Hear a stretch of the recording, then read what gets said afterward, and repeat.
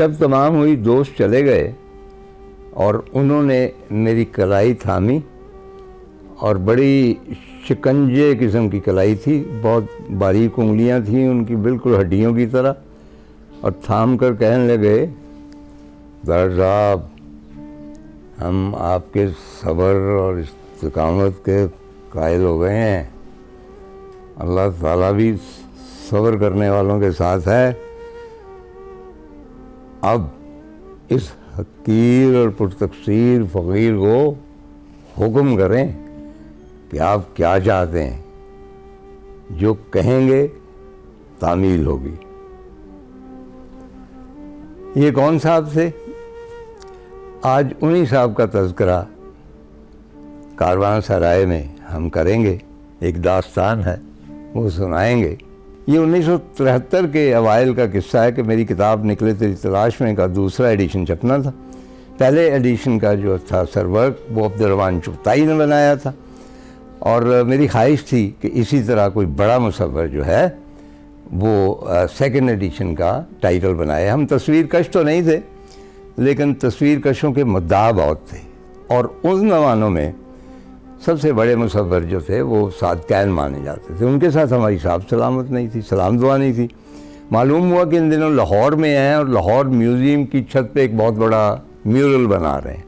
اب یہ تو ہو نہیں سکتا تھا کہ ہم جاتے، اور ہم نوخیز تھے، ہمیں کوئی جانتا بھی نہیں تھا، اور وہ اوپر چھت کے مائیکل اینجلو کی طرح اوپر جس طرح اس نے سسٹین چیپل کی وہ پینٹنگ بنائی ہے آدم والی، تو وہ بنا رہے ہیں اور میں نیچے سے آواز دوں کہ صادقین صاحب آپ سے کام ہے، نیچے آئیے اور ان سے کہوں کہ جی میرا سرورق بنا دیں۔ ظاہر ہے کہ وہ ہمیں بہت ناراض ہوتے اس پہ۔ تو میں تلاش کر رہا تھا کہ کیا سلسلہ ہو، کیسے ان تک رسائی حاصل ہو۔ تو انہی زمانوں میں ایک نوجوان خالد بٹ میرے پاس آیا کرتا تھا، کیلنڈر فروخت کرتا تھا، ادب سے دلچسپی تھی، میرے پاس بیٹھتا تھا۔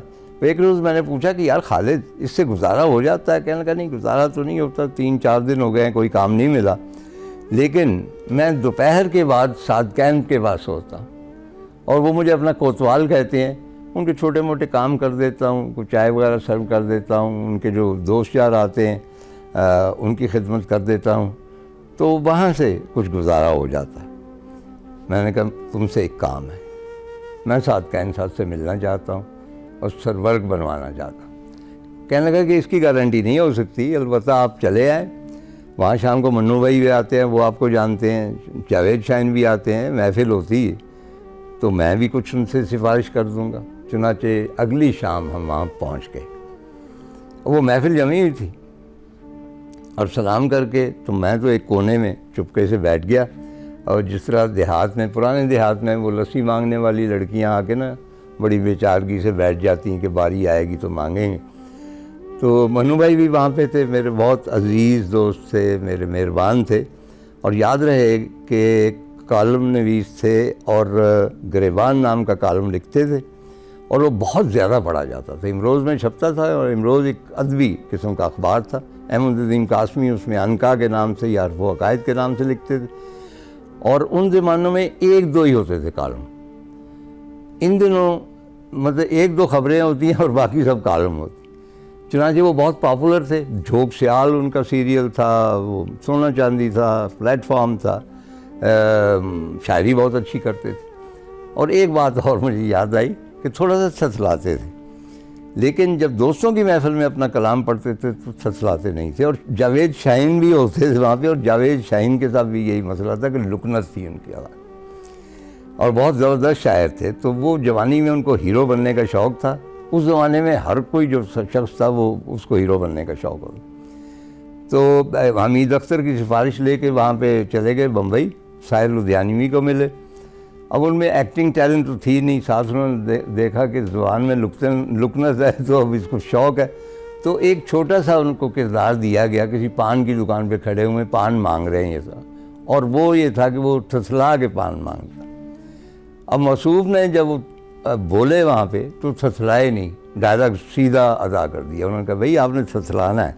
تو ان کا مسئلہ یہ تھا کہ عام گفتگو میں زبان میں لکنت ہوتی تھی، لیکن جب روانی ہوتی تھی لٹریچر کی یا نظم کی اس میں کوئی لکنت نہیں ہوتی۔ خالد کچھ میرا خیال ہے سفارش کر چکا تھا، جب وہ محفل برخاست ہوئی تو بہت مؤدب ہو کے میں نے صادقین صاحب کو اپنی کتاب پیش کی.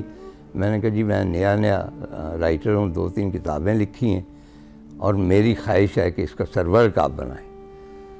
کہنے لگے ظاہر صاحب یہاں آپ جیسے لوگ آتے جاتے رہتے ہیں, ان کی بھی یہی خواہش ہوتی کہ فقیر سے کچھ نذرانہ لے کے جائیں. اب ہم سب کی خواہش تو پوری نہیں کر سکتے, ہم آپ کا امتحان لیں گے تو آتے جاتے رہیے.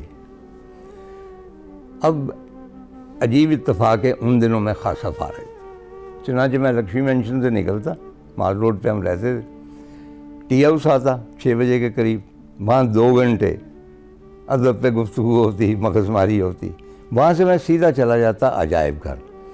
عجائب گھر کے پیچھے ایک چھوٹی سی اور بھی ایکسٹینشن تھی اس کی, وہاں ایک کمرہ تھا چھوٹا سا, وہاں صادقین رہتے تھے. تو میں نے جانا اور وہاں جا کے حسب معمول ایک کونے میں یوں کر کے بیٹھ جانا. مجھے باتیں بھی کرتے رہتے کہ کیا کرتے ہو وغیرہ وغیرہ.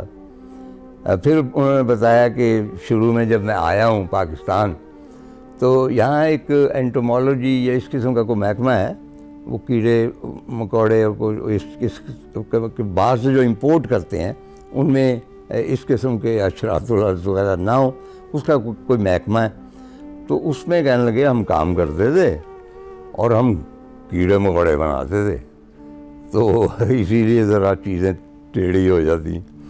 اور وہیں سے کیکٹس کے ساتھ, کیونکہ امتیازی جو ان کا وصف ہے کیکٹس کو انہوں نے بہت بنایا, اور ان کا خیال تھا کہ یہ بہت شاندار ایک چیز, اس کی جو شیپ ہے, جس میں خالد اقبال کہا کرتے تھے کہ کیکر جو ہے وہ بہت ہی خوبصورت درخت ہے, اس کی سینکڑوں روپ ہوتے ہیں, آپ پینٹ کر سکتے ہیں. اسی طرح صادقین کہتے تھے کہ کیکٹس کے سینکڑوں روپ ہیں اور آپ ان میں انسانی دکھ, درد, خوشی سب کچھ اس میں ڈپکٹ کر سکتے ہیں. ایک مرتبہ کہنے لگے وہ گئے تھے امروہہ, ان کا آبائی وطن تھا, وہاں بڑا شاندار استقبال ہوا. تو کہا جاتا ہے کہ ہاتھی پہ ان کو بٹھایا گیا اور شہر کی سیر کرائی گئی.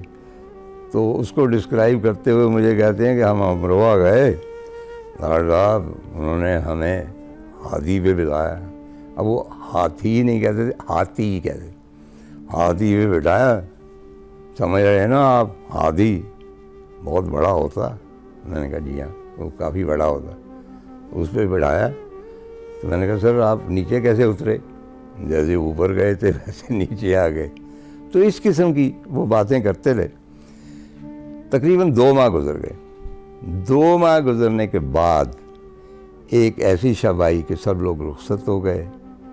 انہوں نے میری کلائی پکڑی اور کہنے لگے جو میں نے آغاز میں کہا تھا, طاہر صاحب ہم آپ کے صبر اور استقامت کے قائل ہو گئے, اب جو کہیں گے ہم بنائیں گے, عقیر پرتقصیر وغیرہ. اچھا میں آلریڈی بے شمار وہ جو مارکر ہوتے ہیں, کاغذ ہیں, وہ سارا کچھ لے کے آیا. تو میں نے وہ پیش کر دیے. کہنے لگے نہیں ابھی تو دیکھیں مصوری اس طرح تو نہیں ہوتی, اس کے لیے تو ایک خاص طبع موضوع کی جاتی ہے. اب سب کچھ آ گیا, ہم نے ہاں کر دی ہے, ہم پیچھے ہٹنے والے نہیں ہیں. اور یاد رہے کہ آج سے پیشتر میں نے صرف البرٹ کامیو, جانتے ہیں کامیو کو؟ میں نے کہا جی ہاں, فرانسیسی بہت مشہور ناول نگار, ان کا ناول تھا دا اسٹرینجر. اس کی ہم نے حکومت فرانس کی فرمائش پر اس کو مصور کیا تھا. ان کے بعد ہم انشاءاللہ آپ کی کتاب نکلے تیری تلاش میں کو مصور کریں گے, لیکن تھوڑا سا صبر اور. چنانچہ پھر صبر کیا, 10-15 دن گزر گئے. اسی طرح محفل برخاست ہوئی کہ کبھی بھی دوستوں کے سامنے مصوری کم ہی کرتے تھے, اکیلے ہوتے تھے پھر کرتے تھے. لیکن ہمہ وقت ان کے ہاتھ یوں کر کے متحرک رہتے تھے, یعنی گفتگو بھی کر رہے ہیں کسی بھی موضوع پر, تو وہ لگتا تھا کہ ان کے اندر جو نقشے چل رہے ہیں وہ بنا رہے ہیں. اور اسی لیے جب وہ کھڑے ہوتے تھے کینوس کے سامنے تو ایک دم بنانا شروع کر دیتے تھے, کیونکہ وہ نقشہ وہ آلریڈی اپنے ذہن میں تیار کر چکے ہوتے تھے. تو وہ گئے, کہنے لگے آج طبیعت جو ہے وہ جولانی ہو رہا ہے, وہ تباہ جو دی وہ بہت موزوں ہو گئی ہے. آپ پوچھئے کہ کیوں؟ تو میں نے کہا جی کیوں؟ کچھ میوشوں کے چہرے دیکھ لیے، ہائے ہائے، نازنینوں کو دیکھا ہے، ان کے حسن کو پرکھا ہے. آپ جانتے ہیں نا کہ یہ جو مصوری کے کام ہے یہ حسینوں اور جبینوں کی رفاقت کے بغیر ممکن نہیں ہے، لیکن وہ موجود ہوں تو پھر تو مصوری نہیں ہو سکتی. وہ جب چلے جاتے ہیں تو پھر مصوری ہوتی. اور مجھے بڑی سیریسلی انہوں نے بتایا، بعد میں بھی کہا، کہنے لگے دیکھیں جب آپ حسن کو دیکھتے ہیں نا تو آپ کی آنکھوں میں نقش ہو جاتا اور آپ کی آنکھوں کے راستے وہ بدن میں اترتا ہے اور رگوں اور شریانوں میں دوڑتا ہے اور وہاں سے دوڑتا ہوا ڈاکٹر صاحب ان انگلیوں میں جاتا ہے. ان انگلیوں میں جب حسن سرایت کرتا ہے تب مصوری ہوتی.